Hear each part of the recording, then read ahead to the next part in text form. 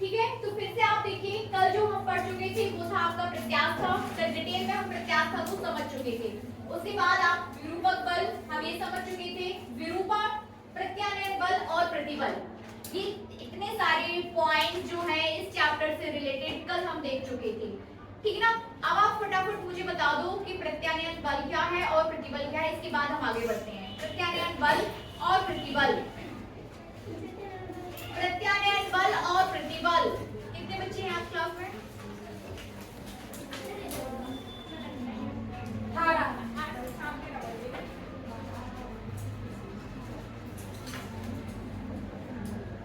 अपनी भाषा में समझा सकते हैं, किसी की भी भाषा में समझा सकते हो, मुझे कोई प्रॉब्लम नहीं है। क्यों? जब पढ़ चुके हैं तो बनना चाहिए ना, उसके बाद ही तो हम आगे बढ़ेंगे, नहीं तो क्या मतलब है आगे बढ़ने का? बताइए।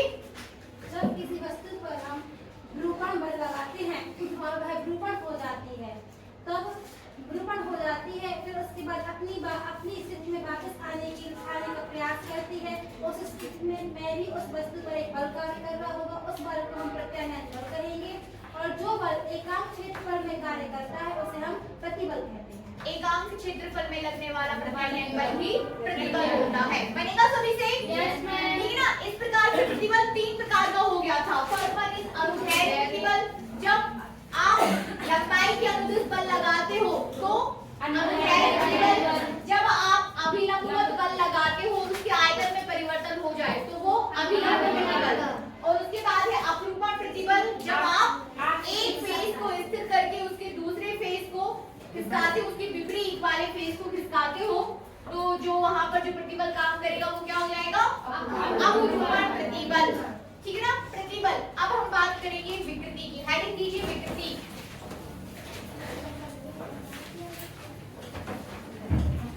फ्रेंड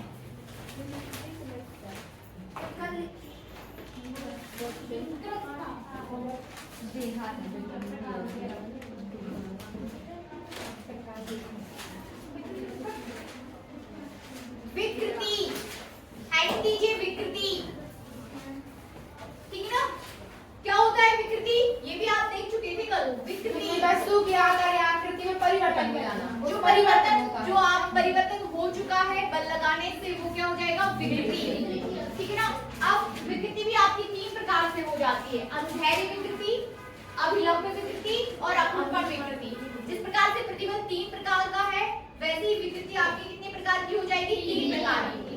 कंफ्यूज नहीं होना है। अनुदैर्ध्य प्रतिबल तो अनुदैर्ध्य विकृति, ठीक है ना। अभिलंब प्रतिबल तो अभिलंब विकृति, अपरूपण प्रतिबल तो अपरूपण विकृति।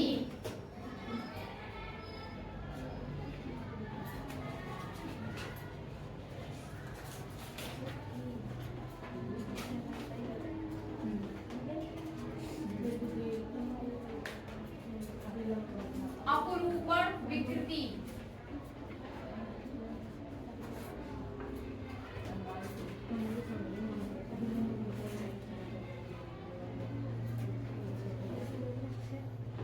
इसका फॉर्मूला हो जाएगा लंबाई में परिवर्तन बटे प्रारंभिक लंबाई। ठीक है ना। अभी मैं लिखवा रही हूँ, अभी आप सिर्फ समझिए। लंबाई में परिवर्तन बटे प्रारंभिक लंबाई।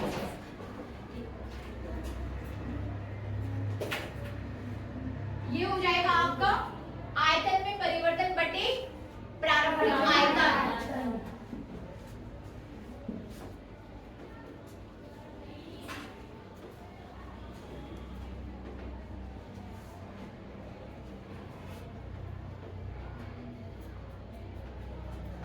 आयतन में परिवर्तन बटे प्रारंभिक आयतन।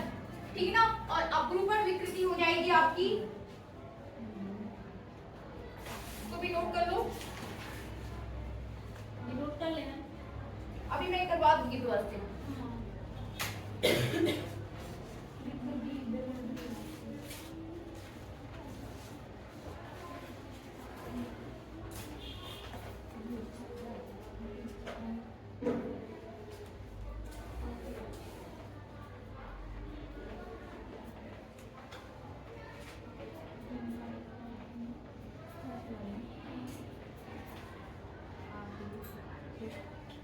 प्रत्यास्था की माप करनी है हमें।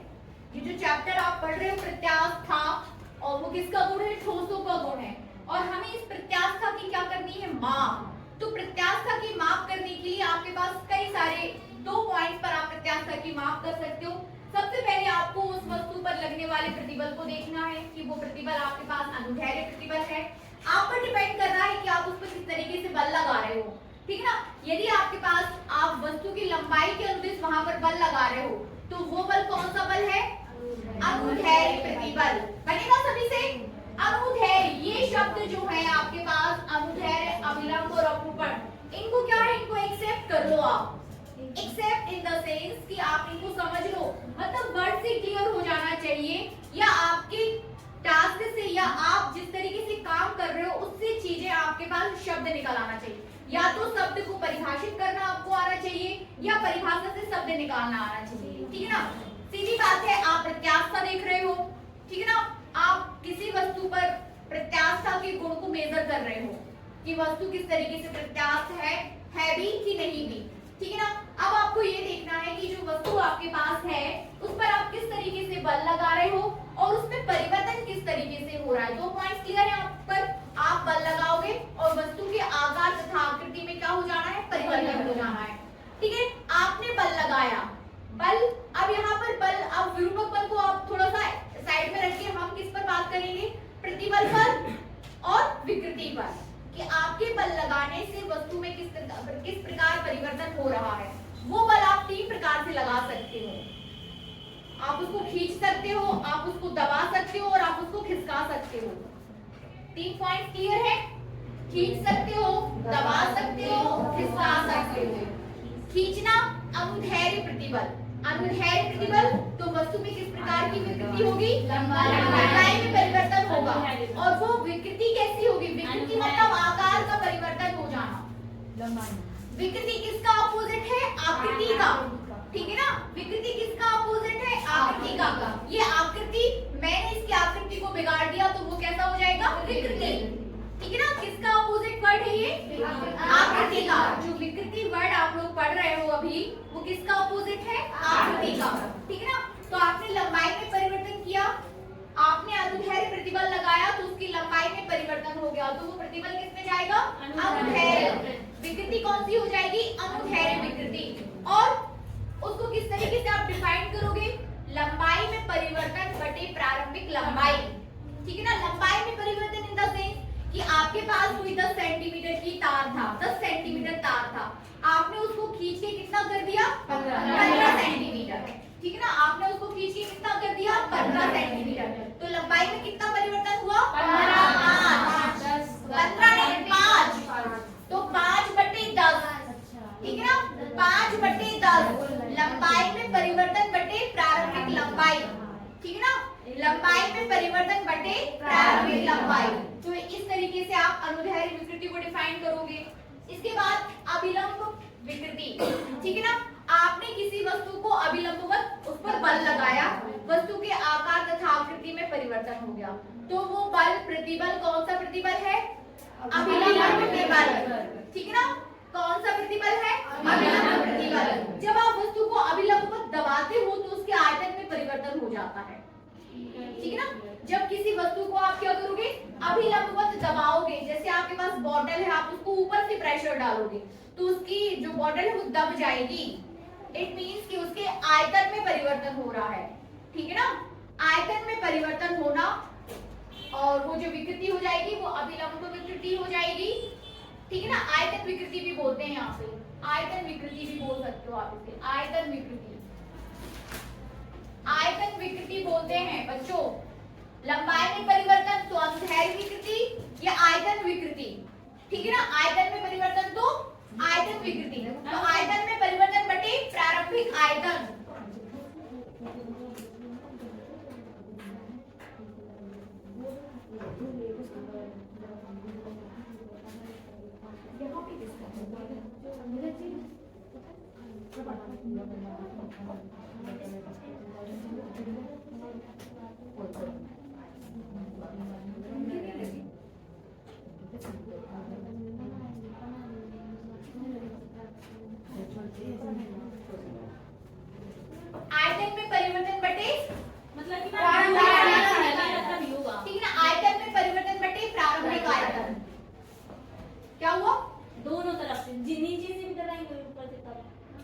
नहीं, क्यों क्यों आपसे क्यों? आपके पास ये है तो रखा हुआ है, हवा में थोड़ी लटका है, हवा में थोड़ी लटकी है, लगाने के लिए रखा तो है, आप बस उसको दबा दो जैसे कि दबा रहे हो, ठीक है ना? लंबाई की किसी आपके पास जो तार है वो किसी हुक पे टंगा होगा और फिर आप उसको नीचे से खींच रहे हो, ठीक है ना?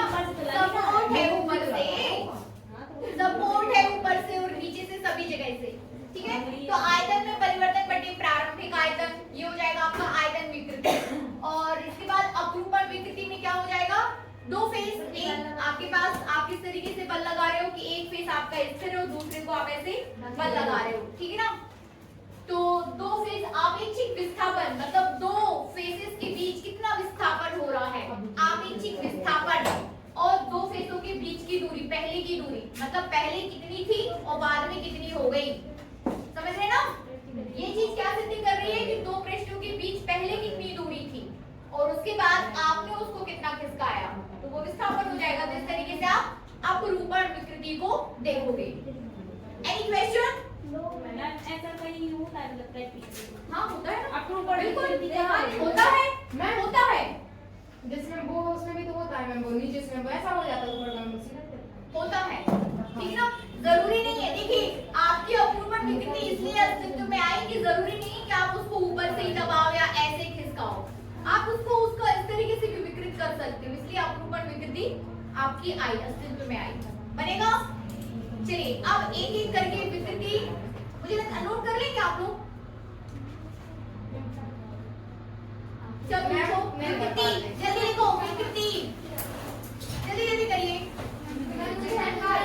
हेडिंग दीजिए विकृति, इंग्लिश में भी लिख लो स्ट्रैंड।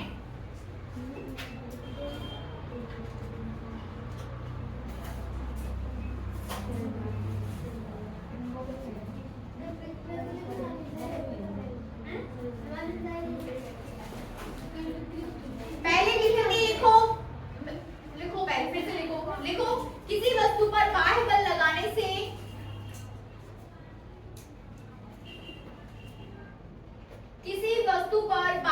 लगाने से यदि उसकी लंबाई आयतन अथवा आकृति में, उसकी लंबाई आयतन अथवा आकृति में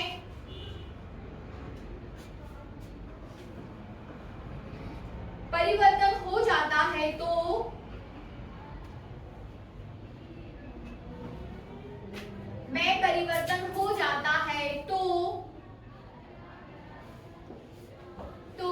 वस्तु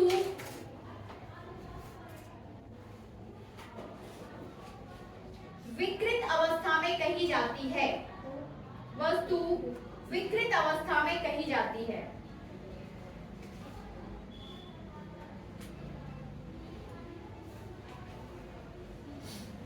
ठीक ना? आगे लिखिए, वस्तु की विमा में होने वाले भिन्नात्मक परिवर्तन को, वस्तु की विमा में होने वाले भिन्नात्मक परिवर्तन को, विमा इन द सेंस आपकी लंबाई, आपका आयतन, की आकृति, ठीक है ना, होने वाले भिन्नात्मक परिवर्तन को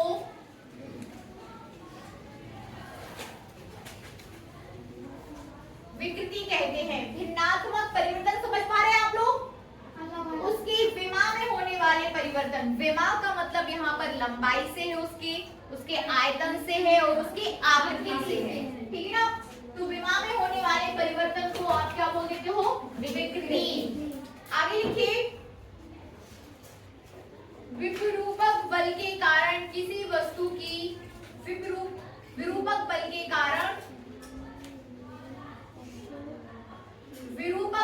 कारण किसी वस्तु की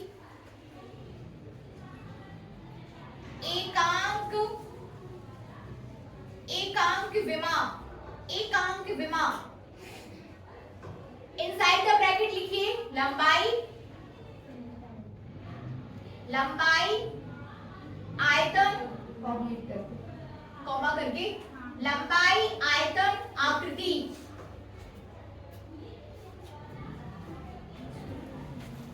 परिवर्तन को विकृति कहते हैं।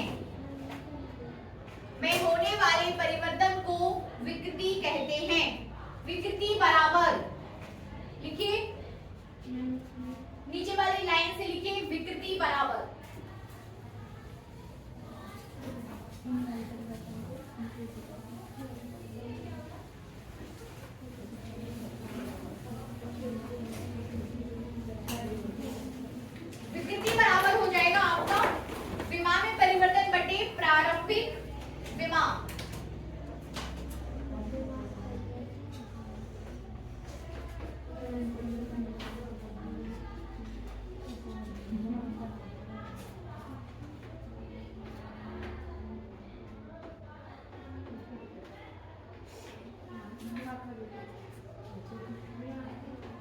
विमा का मतलब समझ गए ना, विमा मतलब यहाँ पर लंबाई।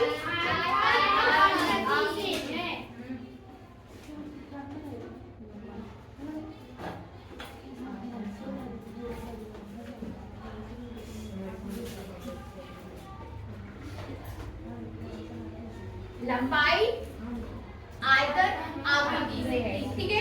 आप ये बताइए विमा आपके पास एक विमा का विमीय सूत्र क्या होगा? M0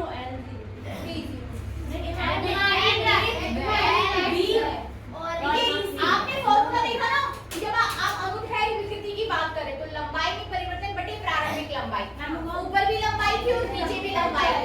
लंबाई से लंबाई कैंसिल हो रहा है, आयतन से आयतन कैंसिल हो रहा है, आकृति से आकृति वर्ड कैंसिल हो रहा है। तो विमा आपकी जो विकृति विमाहीन राशि है, याद रखिए विकृति विमाहीन राशि है, विकृति विमाहीन राशि है। नोट डाल के कहीं लिख लीजिए, विकृति विमाहीन राशि है। इसके बाद हेडिंग दीजिए विकृति के प्रकार, और फटाफट लिख लो विकृति 3 प्रकार की होती है, अनुदैर्घ्य विकृति, आयतन विकृति और अपरूपण विकृति। लिख लो, जल्दी करिए। विकृति के प्रकार के बारे में। हाँ, विकृति के प्रकार पहले ऐसा लिख लीजिए आप लोग कि विकृति 3 प्रकार की होती है, अनुदैर्घ्य विकृति, आयतन विकृति और अपरूपण विकृति।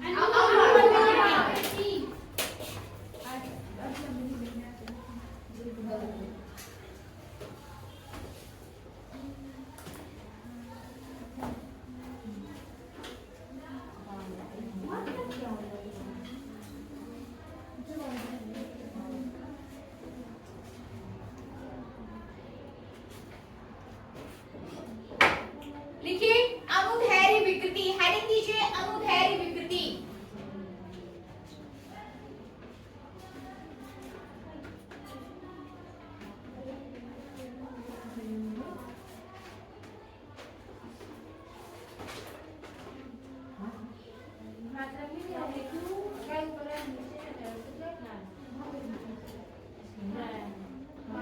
लॉन्गिट्यूडनल स्ट्रैंड अनुदैर्घ्य विकृति। लिखिए यदि वस्तु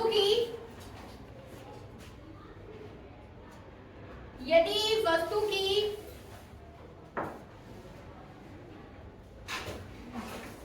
लंबाई के अनुदिश बल लगाया जाता है तो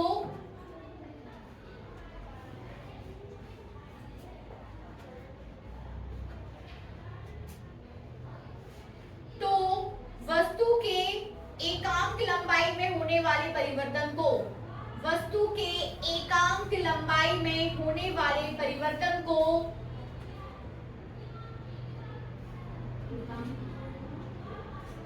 वस्तु के एकांक लंबाई में होने वाले परिवर्तन को अनुदैर्घ्य विकृति कहते हैं।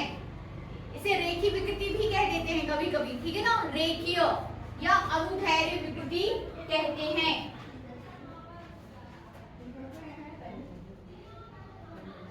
लिखिए यदि तार की प्रारंभिक लंबाई कैपिटल L,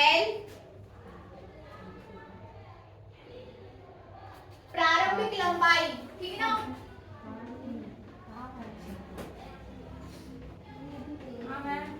यदि तार की प्रारंभिक लंबाई कैपिटल L तथा बल लगाने से इसकी लंबाई बढ़कर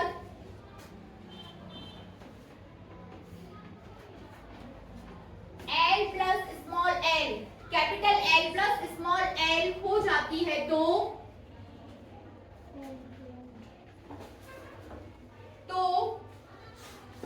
तार की लंबाई में वृद्धि, तार की लंबाई में वृद्धि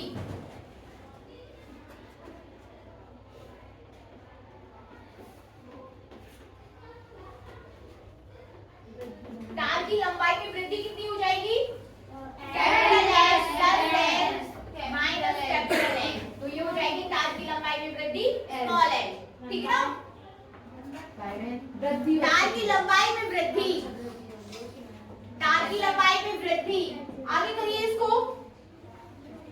तथा अनुदैर्घ्य विकृति बराबर, अनुदैर्घ्य विकृति बराबर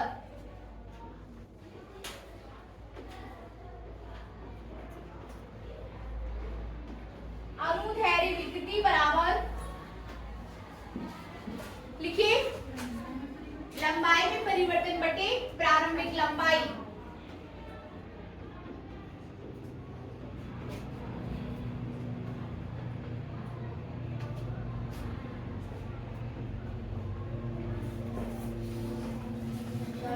लंबाई में परिवर्तन बटे प्रारंभिक लंबाई। तो लंबाई में परिवर्तन कितना हो गया Anamika? L small L divided by capital L, ठीक ना? Small L divided by capital L बनेगा। Yes, ma'am. चलिए फटाफट नेक्स्ट हेडिंग कीजिए आयतन विकृति।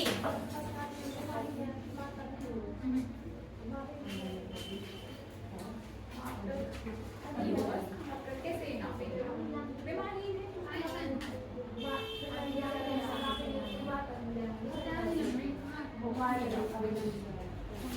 चलिए नेक्स्ट हेडिंग कीजिए आयतन विकृति।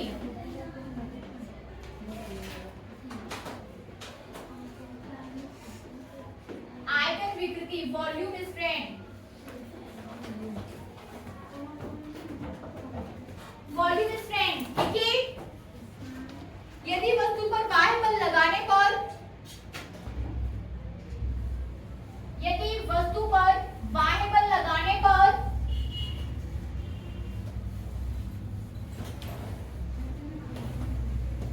बाह्य बल लगाने पर वस्तु के आयतन में परिवर्तन होता है,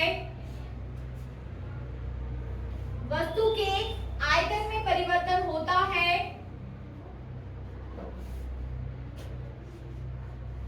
ठीक ना? किसमें परिवर्तन हो रहा है? आयतन में। तो एकांक आयतन में होने वाले परिवर्तन को, एकांक आयतन में होने वाले परिवर्तन को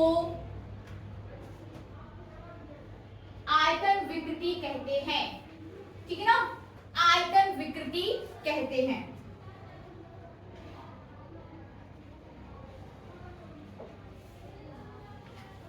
यदि वस्तु का प्रारंभिक आयतन कैपिटल V,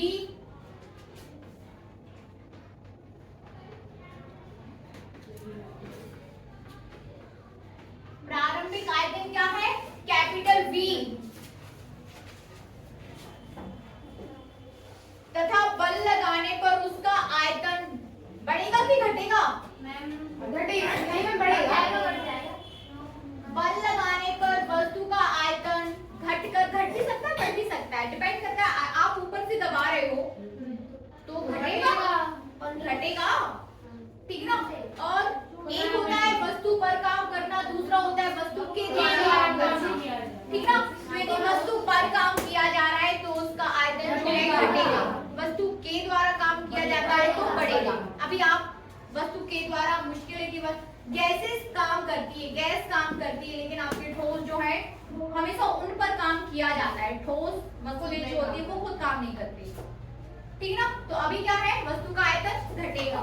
तो प्रारंभिक आयतन V तथा वस्तु का आयतन घटकर, लिखिए तथा वस्तु का आयतन घटकर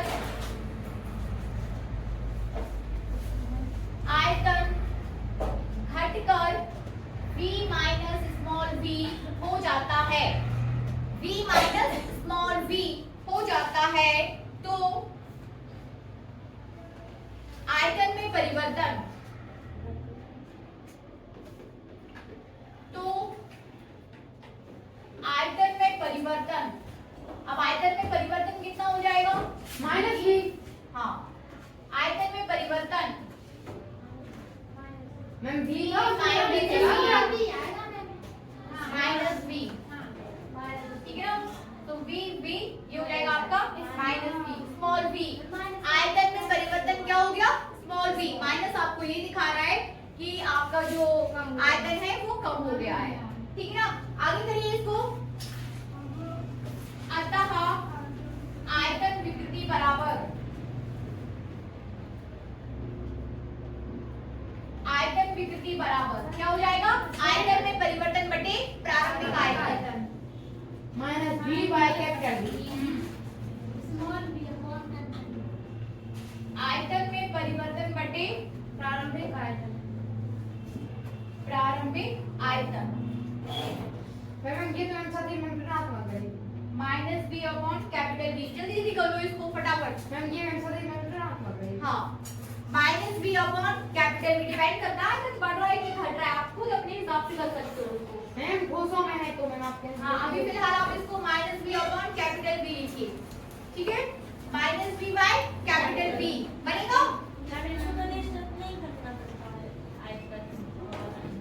क्या? ऐसे लिखना पड़ता है किसी वर्ड कुछ उनको नोट नहीं करते हैं अभी आयतन फिलहाल देखते वगैरह। नहीं, अपन प्रतिबल को करेंगे, प्रतिबल प्रत्यास्थ का गुणांक, ठीक है ना? चलिए आगे करिए। अपरूपण विकृति।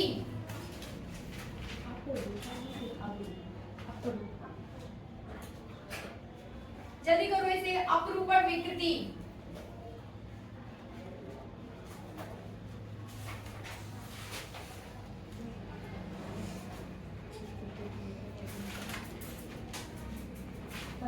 तीसरा नंबर डाल के करिए अपरूपण विकृति।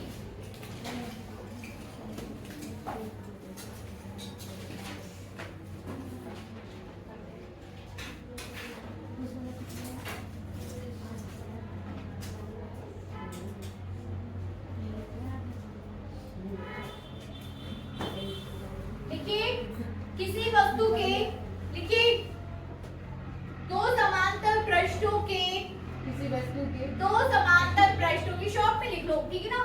दो समांतर पृष्ठों के बीच उत्पन्न कोणीय विस्थापन को,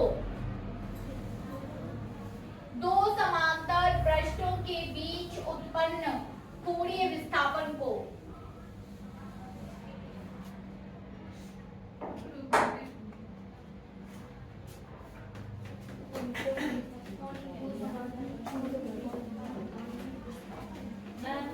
हाँ, कोणीय विस्थापन क्यों?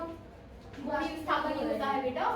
दो समांतर पृष्ठों के बीच उत्पन्न कोणीय विस्थापन को, एक पृष्ठ ये है, दूसरा ये है, आपने एक को खिसका दिया तो उनके बीच क्या हो गया? एक कोणीय विस्थापन हो गया, कोण बन गया ना? नहीं समझे? क्यों नहीं समझ पा रहे आप इस बात को? हो जाएगा। मैम ये तो समझ रहे हैं कैसे हो गया। ये मेरा प्रश्न है, यहाँ देखो। लेकिन अब ये वाला विस्थापन क्यों नहीं लिया रे? क्योंकि वो तो समझती नहीं, वो ऐसा नहीं जाएगा कि ऐसे विस्थापन कैसे लेंगे? कोण पे विस्थापन हो रहा ना, मेरा हाथ ऐसा है, ऐसा हो गया तो ये कोणीय विस्थापन है ना भाई। ऐसा लगा ये दो पृष्ठ है, यहाँ देखियो ये दोनों पृष्ठ एक दूसरे के साथ समांतर हैं। अब मैंने नीचे वाले पृष्ठ पर बल लगाया है नीचे, तो वो खिसक गया, तो ये कोणीय विस्थापन हुआ? रेखीय नहीं हुआ, कैसा विस्थापन हुआ? कोणीय। तो ठीक है ना, दो पृष्ठ खिसक गए तो उनके बीच एक कोण उत्पन्न हो गया, कोणीय विस्थापन। तो यही कोणीय विस्थापन क्या है? इसी कोणीय विस्थापन से आप, इसी कोणीय विस्थापन से आप अपरूपण विकृति की माप कर रहे हो, ठीक है ना? इसी कोण, यदि आपसे बोला जाए कितना कितना अपरूपण हुआ तो, बट आप कितना, तो यही कोण है अपरूपण विकृति, ठीक है ना? यही कोण क्या है? अपरूपण विकृति। लिखिए तो दो समांतर पृष्ठों के बीच उत्पन्न, जल्दी जल्दी करो, छोटी छोटी बातों पर हम ज्यादा वो कर रहे हैं। दो समांतर पृष्ठों के बीच उत्पन्न कोणीय विस्थापन को अपरूपण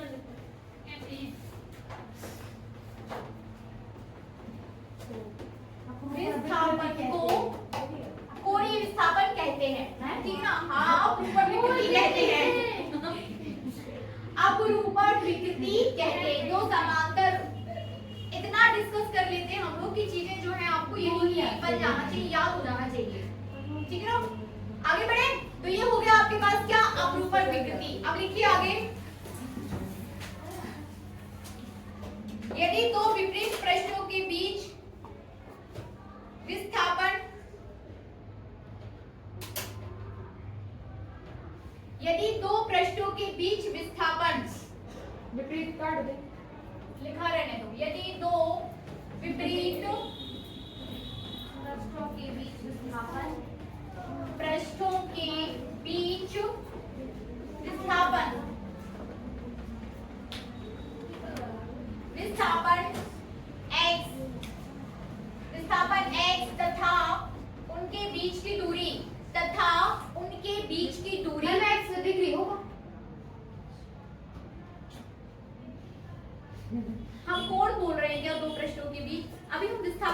बात कर रहे हैं। दो पृष्ठों के बीच विस्थापन कोण निकाल रहे हैं भाई, कोण निकालेंगे, निकालेंगे विस्थापन से आप कोण निकालोगे। दो रेखाएं मिलकर ही कोण बनाती हैं, तो अभी हम दो रेखाओं की बात कर रहे हैं, ठीक है ना। दो रेखाएं मिलकर कोण बनाती हैं, तो अभी हम दो रेखाओं की बात कर रहे हैं। तो दो विपरीत पृष्ठों के बीच विस्थापन कितना है, x, तथा उनके बीच की दूरी, उनके बीच की दूरी, प्रारंभिक दूरी लिख सकते हो, उनके बीच की प्रारंभिक दूरी,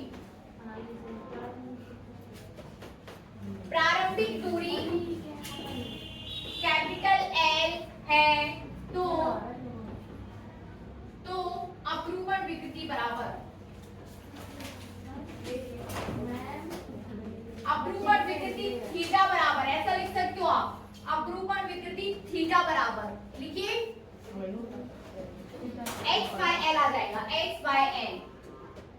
यहाँ पर आप ऐसा लिख सकते हो, दो पृष्ठों के बीच विस्थापन, दो समांतर पृष्ठों के बीच विस्थापन बटे प्रारंभिक दो पृष्ठों के बीच की प्रारंभिक दूरी, ठीक है ना। Is that clear? वो जो उन दोनों के बीच एंगल बनेगा दैट इज थीटा, और वही थीटा क्या है, वही थीटा या वही कोणीय विस्थापन। दो पृष्ठों के बीच का जो एंगल आ रहा है थीटा, वो थीटा कोणीय विस्थापन है, और वही कोणीय विस्थापन क्या है, अपरूपण विकृति, ठीक है ना। तो दो विपरीत पृष्ठों का सापेक्षिक विस्थापन यहाँ लिख दीजिए,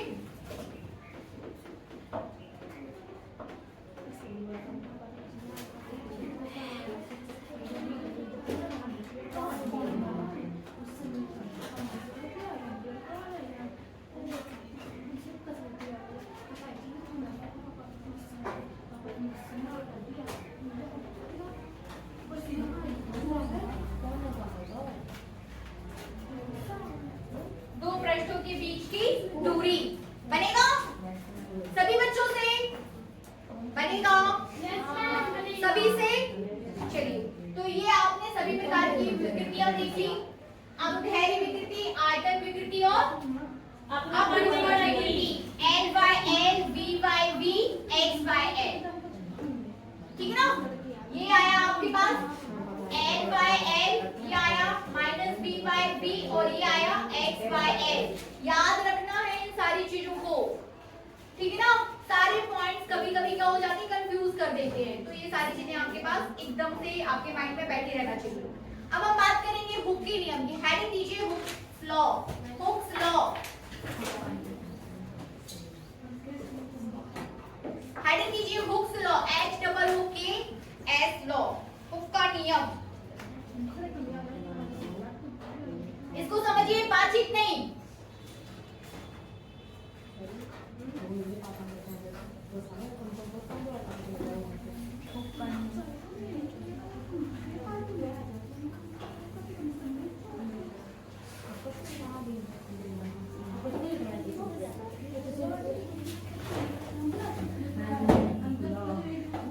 क्या हो रहा है, क्या बजा रही, क्या हुआ, क्या रो रही है, मैम वो परी रो रही है। परेशान करते हैं।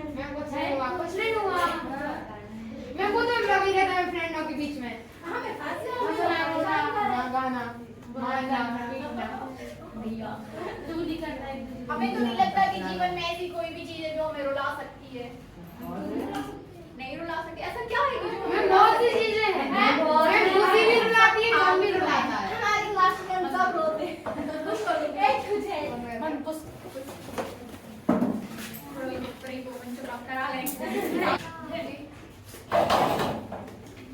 चलिए, हुक्स लॉ, नेक्स्ट टॉपिक अभी आज की क्लास में हम ले रहे हैं, और वो है Hooke's law, that is Hooke's law, Hooke का नियम। Hook is the name of the scientist. Yes, ma'am. एक वैज्ञानिक का नाम है। आपको ये नहीं पूछना है हुक का मतलब हुक हुक हुक। वो किसी व्यक्ति का नाम है, साइंटिस्ट का नेम है, मुझे नहीं पता इसकी बात है। चलिए, आवाज नहीं, हुक्स ने कहा, हुक के द्वारा बताया गया कि प्रतिबल इज डायरेक्टली प्रोपोर्शनल टू, मतलब stress is directly proportional to strength. पहले इस पूरे टॉपिक टॉपिक को हम समझेंगे, उसके बाद फिर मैं आपको नोट कराऊंगी, ठीक है ना? Hope so.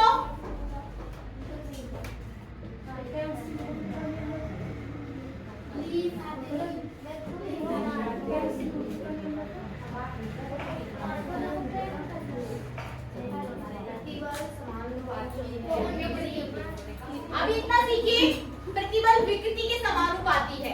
प्रतिबल जो है विकृति के समानुपाती, मतलब जैसे जैसे आप प्रतिबल को बढ़ाओगे वो वस्तु उतनी ज्यादा विकृति उत्पन्न हो जाएगी, उसमें उतनी ज्यादा आकृति में परिवर्तन होता जाएगा। आप धीमे से दबाओगे, कम बल लगाओगे तो आयतन में कम परिवर्तन होगा, आप ज्यादा बल लगाओगे तो आयतन में ज्यादा परिवर्तन हो जाएगा, ठीक है ना? तो प्रतिबल जो है is directly proportional to the विकृति, stress is directly proportional to strength. प्रतिबल विकृति के समानुपाती है। Is that clear? यदि आप ये समानुपाती निशान हटाते हो बराबर आगे नियतांक आएगा। तो हमारे पास एक नियतांक हो जाता है, नियतांक, और वो विकृति, ठीक है ना? नियतांक विकृति, और यही नियतांक प्रत्यास्थ गुणांक कहलाता है, ठीक है ना? यही नियतांक क्या कहलाएगा? प्रत्यास्थ गुणांक। यही नियतांक आपका हो जाता है प्रत्यास्थता गुणांक। बातचीत क्यों कर रहे हैं आप लोग? किसी की आवाज नहीं आना चाहिए मुझे। टॉपिक को कंप्लीट करिए, ठीक है ना? यही नियतांक क्या कहलाता है? प्रत्यास्थ गुणांक, ठीक है ना? अब चूंकि प्रतिबल आपके पास तीन प्रकार से है, विकृति आपके पास तीन प्रकार से है, तो ये नियतांक भी प्रत्यास्थ गुणांक भी कितने हो जाएंगे? ठीक है ना? यही गुणांक, यही प्रत्यास्थ गुणांक कितने प्रकार का हो जाएगा? तीन प्रकार का। वो कौन कौन से हो जाएंगे? यंग प्रत्यास्थ गुणांक, प्रत्यास्थ गुणांक, आयतन प्रत्यास्थ गुणांक। आवाज मत करिए। आयतन प्रत्यास्थ गुणांक, ठीक है ना?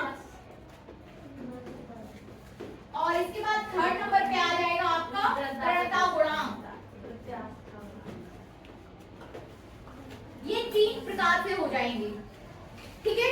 क्योंकि आपके पास प्रतिबल कितने प्रकार से? तीन प्रकार से। विकृति आपके पास तीन प्रकार से। जब अनुदैर्घ्य प्रतिबल की बात करते हो तो अनुदैर्घ्य विकृति, ठीक है ना? अनुदैर्घ्य विकृति, ये आपके पास तीन चीजें साथ साथ में चलती हैं। प्रतिबल,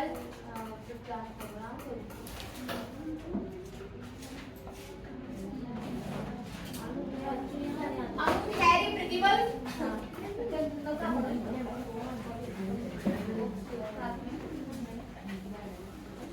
ऐसा करते हैं, मैं भी आप लोगों को बाहर कर देती हूँ। क्यों आवाज कर रहे हैं? तीन प्रकार से है आपके पास प्रतिबल, अनुदैर्घ्य प्रतिबल, अनुदैर्घ्य विकृति, तो यंग प्रत्यास्थ गुणांक। इट मींस आपका यंग प्रत्यास्थ गुणांक हो जाएगा। जैसे अभी आपने जो देखा ना, यदि नियतांक को आप यहाँ ले लो तो आपके पास इक्वल में का क्या चला जाता है? प्रतिबल बटे विकृति हो जाता है। प्रतिबल बटे विकृति, प्रतिबल बटे विकृति, तो यंग प्रत्यास्थ गुणांक इक्वल्स टू आपके पास आ जाएगा अनुदैर्घ्य प्रतिबल बटे अनुदैर्घ्य विकृति, बनेगा? अनुदैर्घ्य प्रतिबल बटे अनुदैर्घ्य विकृति।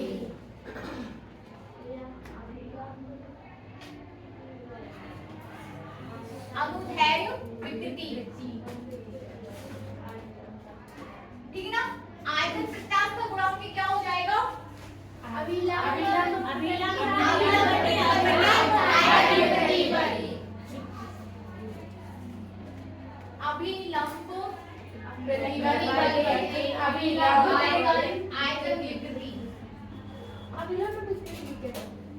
आयतन विकृति। इसके बाद यदि आप दृढ़ता गुणांक की बात करें,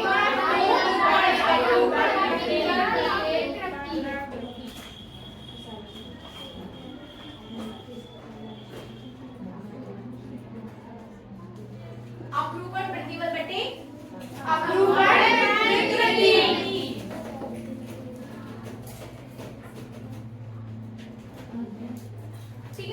अपरूपण प्रतिबल बटे अपरूपण विकृति बनेगा।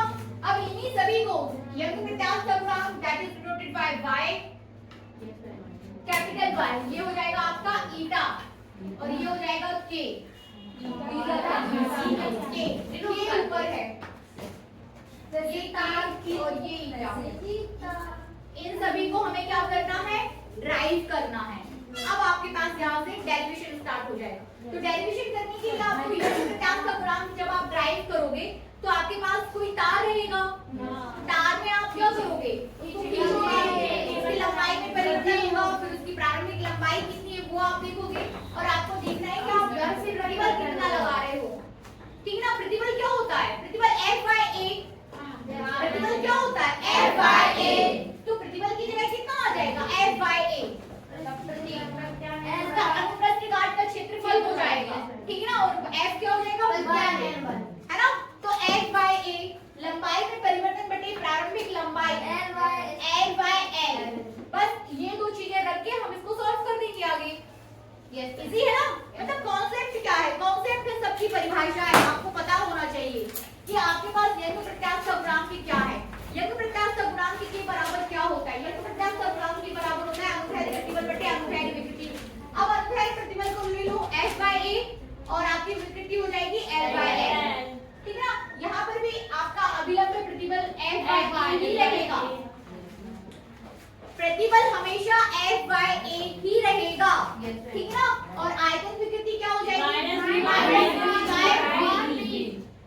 ठीक है ना, और यहाँ पर भी क्या हो जाएगा F/A और यहाँ पर हो जाएगा F/L। इन सभी को आगे हम सॉल्व कर देंगे। और जैसे कि आप यहाँ पर F लिख लो, कितना है F लिख लो। ठीक है ना, क्षेत्रफल ले लेंगे अनुप्रस्थ। अब जैसे तार को आप खींच रहे तो तार का अनुप्रस्थ क्षेत्रफल कितना हो जाएगा, क्योंकि वृत्ताकार होता है तार, तार का अनुप्रस्थ वाला एरिया जो कैसा होता है, वृत्ताकार, तो A क्या हो जाएगा πr²। तो ये सारी वैल्यूज वहां पर आप पुट करके इसको हम आगे सॉल्व कर लेंगे। हेडिंग दीजिए यंग प्रत्यास्थ गुणांक, लिख लेना आप लोग। हेडिंग दीजिए यंग प्रत्यास्थ गुणांक। Yes ma'am.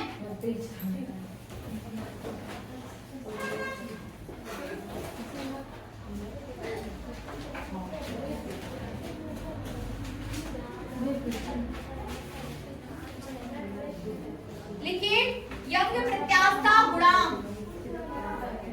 कुछ भी पुश करना, मैं आ रही हूँ।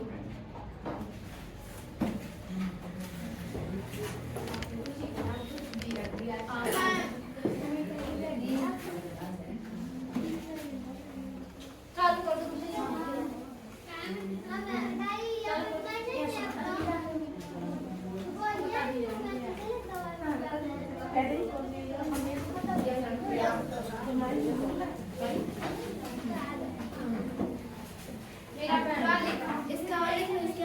प्रतिबल बटे ज्यादा नहीं, जहाँ पर A प्रतिबल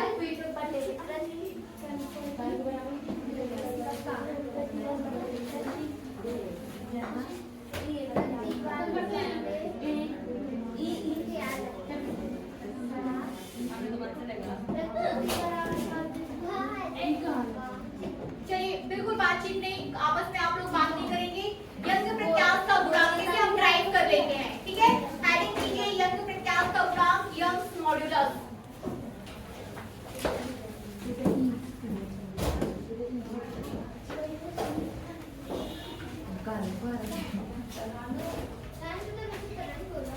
यंग्स मॉड्यूलस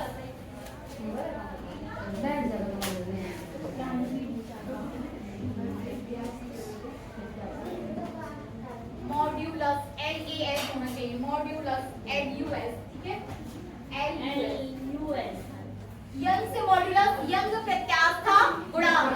पता मैंने आपको दिया है कि निकालना कैसे है। वही प्रत्यास्थ गुणांक इक्वल टू क्या होता है, प्रतिबल बटे विकृति। आपके पास अनुदैर्ध्य प्रतिबल होना चाहिए, आपके पास अनुदैर्ध्य विकृति होना चाहिए। इसका मतलब क्या है कि आपके पास एक तार रहेगा, ठीक है ना, उस तार पर आप बल लगाओगे, उस बल की प्रारंभिक लंबाई आपके पास होना चाहिए और उस तार की लंबाई में परिवर्तन आपके पास होना चाहिए। और आप कितना बल लगा रहे हो वो आपके पास होना चाहिए। ठीक ना, इस तरीके से आपके पास प्रतिबल होगा, आपके पास विकृति होगी और दोनों को एक दूसरे के साथ आप उस पे रख के बटे में रख के आप उसको सॉल्व कर दोगे तो आपके पास क्या आ जाएगा? ये तो प्रत्यास्थ का गुणांक है। दैट इजी और नॉट? Yes ma'am. इजी है ना, इजी है। करिए इसको, लिखिए। यदि किसी वस्तु पर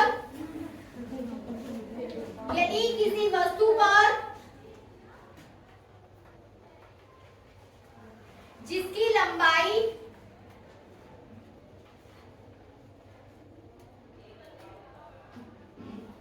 उसकी चौड़ाई तथा मोटाई की अपेक्षा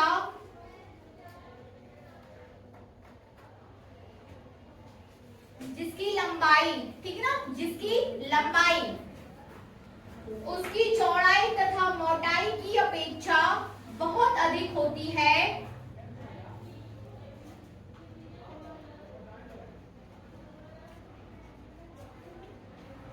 कॉमा लगाइए। लंबाई की दिशा में बल लगाया जाता है तो लंबाई की दिशा में बल लगाया जाता है तो उसकी लंबाई में वृद्धि होती है ना। यदि आप उसकी लंबाई के अनुदिश बल लगाओगे तो कहां वृद्धि होगी? लंबाई में, ठीक है ना, लंबाई में वृद्धि होती है। वस्तु की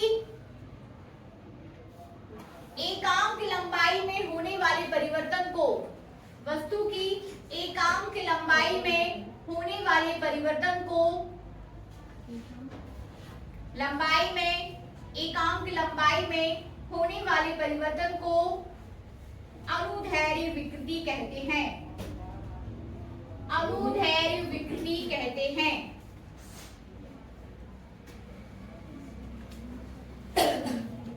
तथा वस्तु के एकांक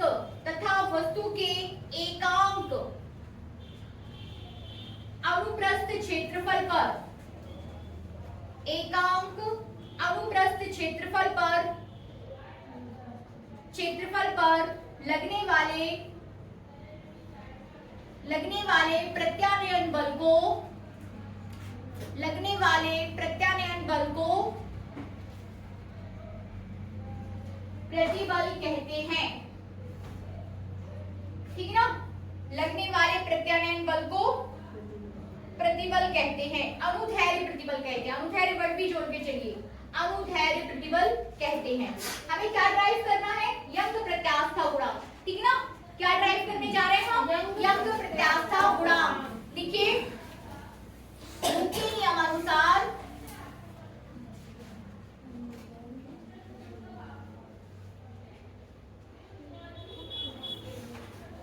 प्रत्यास्थ की सीमा में, हुक के नियमानुसार प्रत्यास्थ की सीमा में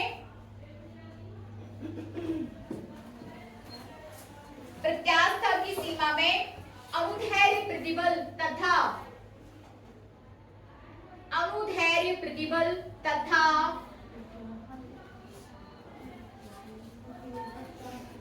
सीमा में अनुदैर्घ्य प्रतिबल तथा अनुदैर्घ्य विकृति के अनुपात को, अनुदैर्घ्य विकृति के अनुपात को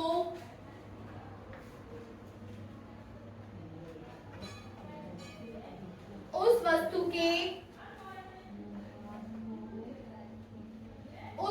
के पदार्थ का यंग प्रत्यास्थ गुणांक कहते हैं। उस वस्तु के पदार्थ का यंग प्रत्यास्थ गुणांक कहते हैं। बनेगा?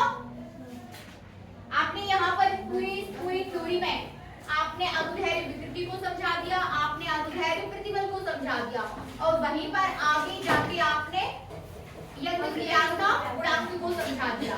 ठीक है, अब हम इसको ड्राइव करेंगे। एक लाइन और लिख लीजिए, इसे कैपिटल Y द्वारा प्रदर्शित किया जाता है। ठीक है ना, इसे कैपिटल Y द्वारा प्रदर्शित किया जाता है। ठीक है, तो आपके पास ये कोई बुक है,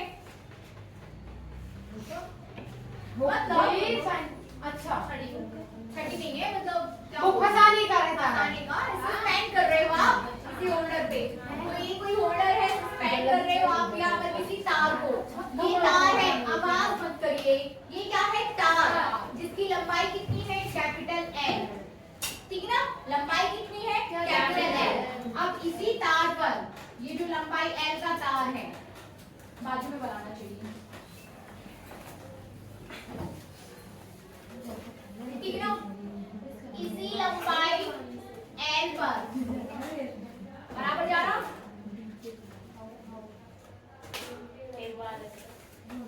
ठीक है, तो इसी लंबाई एल पर आपने क्या लटका दिया, बांट, बांट लगाएंगे, लटका दिया, तो बांट लटकाने से बांट इन द मींस कि आप उस पर बल लगा रहे हो, तो इसकी लंबाई में क्या हो जाएगा, परिवर्तन, जैसे ही बांट लटकाओगे ये खिंच जाएगा, खिंचेगा और खिंचकर कहाँ आ जाएगा, नीचे साइड आएगा, तो उसकी लंबाई में परिवर्तन कितना हो जाएगा, अब लंबाई उसकी एल प्लस एल हो जाएगी, ठीक ना, लंबाई कितनी हो जाएगी, एल प्लस एल, मतलब ये लंबाई आपके पास कैपिटल एल रहेगी, और ये वाली लंबाई कितनी हो जाएगी, स्मॉल एल, बनेगा, चित्र बनाइए,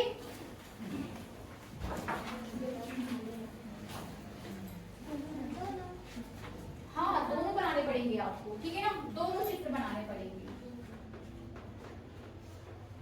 और चित्र को इम्पोर्टेंस देना है। हाँ ऐसे नहीं कि कुछ कुछ कहीं भी बना लिए और खत्म, चित्र ही सब कुछ है, चित्र से चीजें स्पष्ट होना चाहिए कि आप क्या कहना चाह रहे हो, है कि नहीं, चित्र बनाइए, स्पष्ट बनाइए और जगह देके बनाइए, ये नहीं कि साइड में कहीं भी छोटा सा बना लिया, ठीक है, तो चित्र क्लियर हुआ आपको कि आपके पास एल लंबाई का एक तार है जिस पर आपने mg भाग को लटकाया, जिससे तो लंबाई में वृद्धि, जो लंबाई हो गई, बढ़ी हुई लंबाई वो कितनी हो गई, एल प्लस एल, बनेगा, लिख लीजिए आप इसको फटाफट, माना कि तार AB की लंबाई कैपिटल L, तार को हमने नाम दे दिया है क्या, AB, AB, माना तार AB की लंबाई कैपिटल L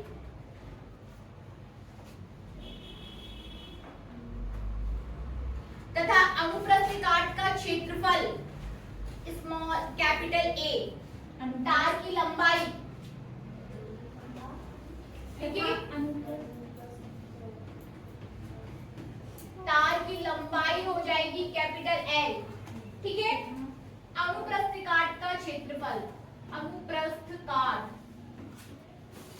क्षेत्रफल का क्षेत्रफल कैपिटल A, ये हो जाएगा तार, जैसे ये तार है तो ये जो हिस्सा होता है ना ये वाला, ये अनुप्रस्थ काट है, उसका क्षेत्रफल कितना है, कैपिटल A, ठीक है ना, कितना है कैपिटल A, आगे लिखिए,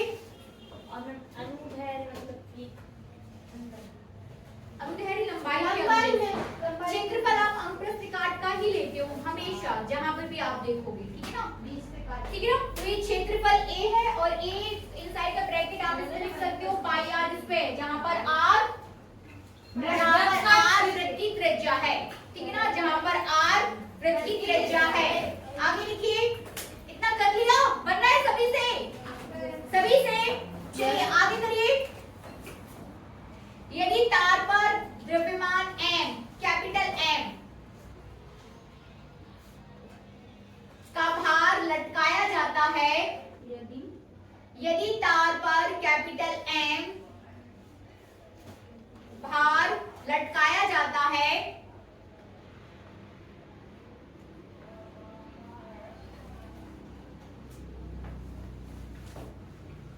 जिससे तार की लंबाई AB खींचकर, तार की लंबाई AB, ठीक है ना, AB खींचकर AB डैश हो जाती है, कितनी हो जा रही है, AB डैश, ठीक है ना, तार की लंबाई खींचकर AB डैश हो जाती है, मतलब B बढ़ जाती है, नहीं उसका नाम दे दिया है, पॉइंट B डैश पर, ठीक है ना, ये वाला पॉइंट के बढ़कर नीचे पहुंच गया, B डैश हो जाती है, आगे करिए, अब तार की लंबाई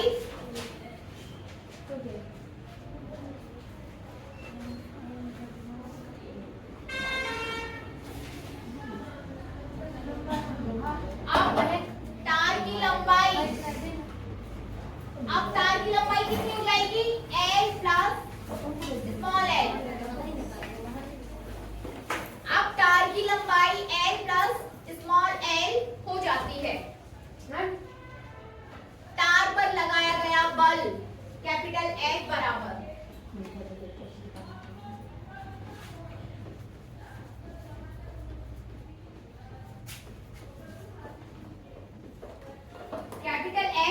तार पर लगाया गया बल क्या है? और F इक्वल टू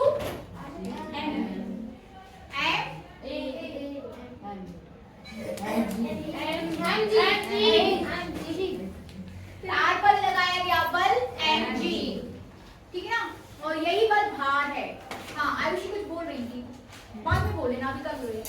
तार पर लगाया गया बल F इक्वल टू mg, ठीक है ना? आगे करिए इसे। तार की लंबाई में वृद्धि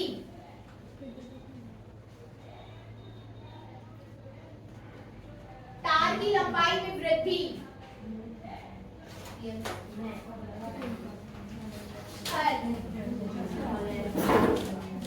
ठीक है ना? तार की लंबाई में वृद्धि करिए, निकालिए कितनी आएगी? स्मॉल l है ना?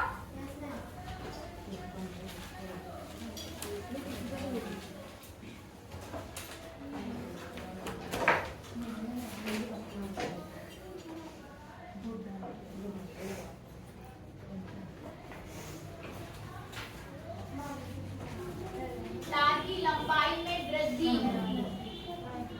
हो जाएगी L plus L minus L capital L हो जाएगी तार की लंबाई में वृद्धि स्मॉल l, ठीक है ना? आगे लिखिए।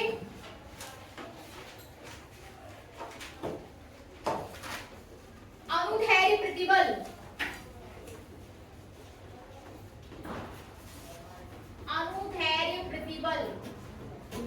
वो कितना हो जाएगा? F by A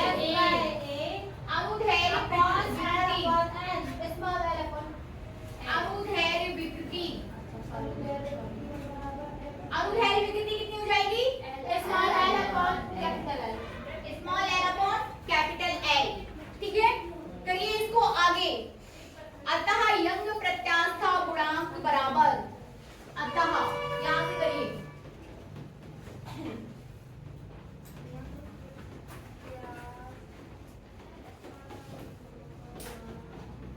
गुणांक बराबर F का क्या होता है? गुणांक F अपॉन A अनुदैर्ध्य प्रतिबल F कैपिटल L y बटे A अनुदैर्ध्य विकृति।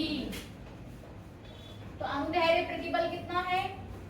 F upon A L upon L, ठीक है ना? F और A इनके सबके मान रख दो। F कितना निकाला था आपने? mg F इक्वल टू आपके पास mg है और F आपके पास mg है और A आपके पास है πr²। पुट कर लीजिए वहां और सॉल्व कर दो, बताओ कितना आया मैम। और mg स्मॉल l y, ठीक है ना? F की जगह कितना रखना है? m की जगह mg कैपिटल mg, A की जगह पाई r², और ये आपके पास ऑलरेडी L by L, ठीक है ना? पलट दो इसको। मैम mg स्मॉल l बटे पाई r² गुणा L by L, तो mg L by pi r² L, ठीक है ना? यही आपके पास क्या हो जाएगा? यंग प्रत्यास्थ गुणांक y बराबर ये आ जाएगा आपके पास y equal to L upon pi r² L, ठीक है ना? बनेगा यंग प्रत्यास्थ गुणांक। आगे लिखिए। मैम ये तीनों के अलग अलग क्यों, एक से नहीं हो पाता? नहीं, एक सा नहीं रहेगा ना, क्यों? कभी आप आयतन में परिवर्तन कर रहे हो, कभी आप लंबाई में परिवर्तन कर रहे हो, तीन प्रकार के तीन प्रकार के आपके पास गुणांक रहेंगे, ठीक है? थोड़ा सा लिख लो। यदि तार के अनुप्रस्थ काट का क्षेत्रफल, यदि तार के अनुप्रस्थ काट का क्षेत्रफल capital A equals to 1 metre square यदि तार के अनुप्रस्थ काट का क्षेत्रफल कैपिटल A equals to 1 वर्ग मीटर या 1 मीटर स्क्वायर तथा L equals to L है तथा कंडीशन तथा L equals to L तो y equals to क्या हो जाएगा mg mg y equals to क्या आएगा mg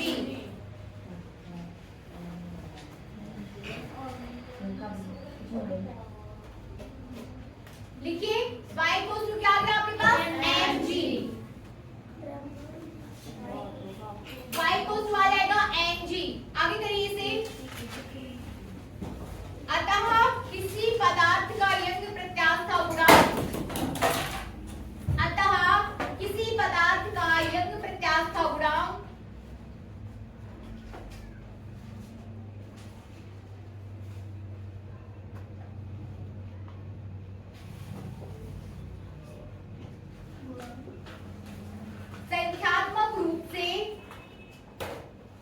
संख्यात्मक रूप से प्रत्यास्थ की सीमा के अंदर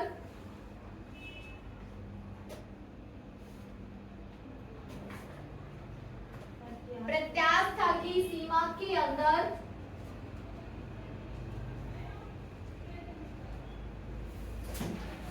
उस बल के बराबर होता है उस बल के बराबर होता है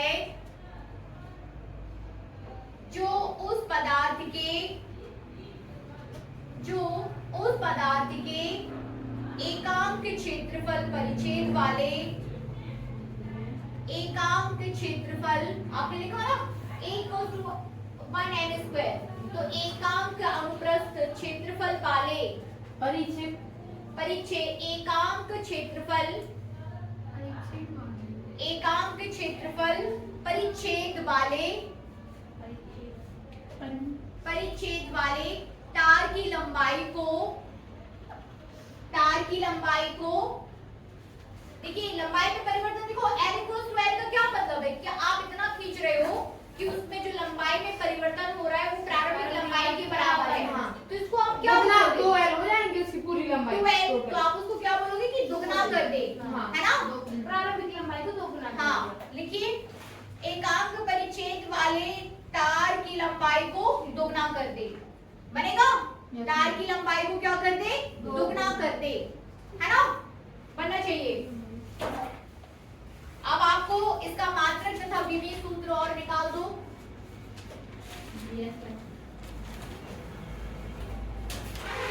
फटाफट मात्रक विमीय सूत्र निकाल के दिखा दो मैम जो प्रतिबल का होगा वो इसका होगा क्योंकि वेग प्रति का कुछ है नहीं तो तो क्या क्या होगा? है -1 की -2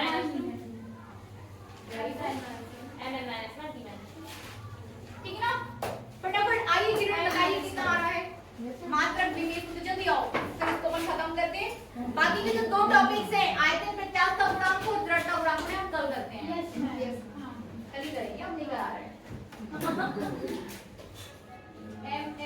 पहले लिखो विमीय सूत्र फिर लिखिए उसका मात्रक हो गया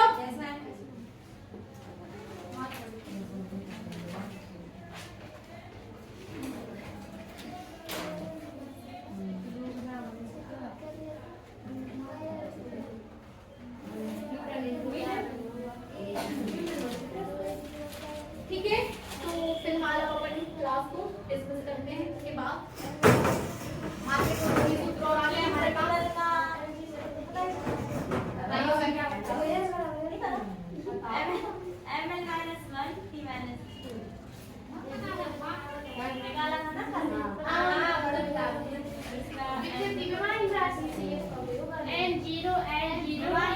चलिए और उसका मात्रक ठीक है जो प्रतिबल का मात्रक है यंग प्रत्यास्थ गुणांक का न्यूटन पर मीटर स्क्वायर